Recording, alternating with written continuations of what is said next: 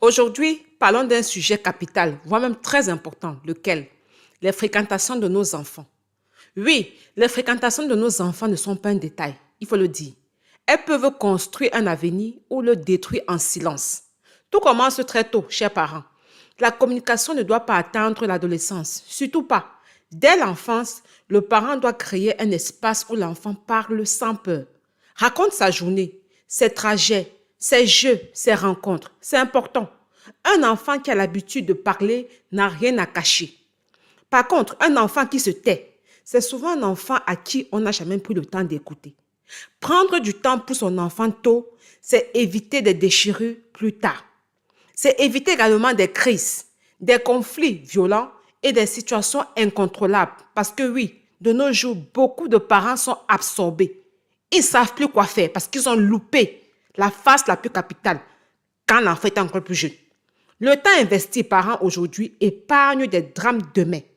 Quand ton enfant te répète par exemple souvent le nom d'un ami, réveille-toi parent, intéresse-toi à cet ami. Qui est-il? Comment parle-t-il? Quelle valeur porte-t-il? Si cette amitié devient sérieuse, va plus loin.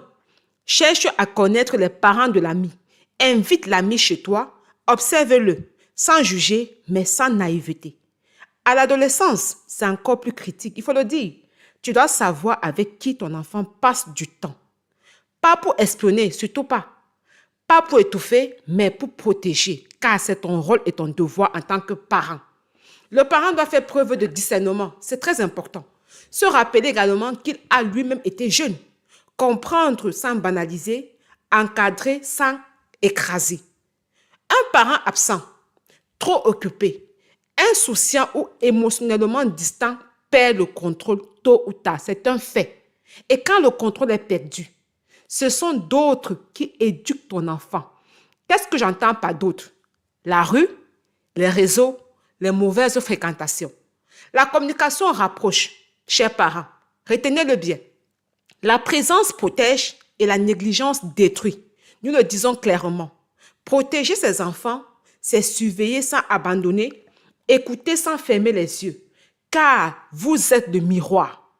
Vous êtes le guide. Soyez présents pour vos enfants. Observez-les. Communiquez avec eux. Dialoguez. Ne vous laissez pas absorber par le quotidien et passez à côté de ce qui est important, votre progéniture.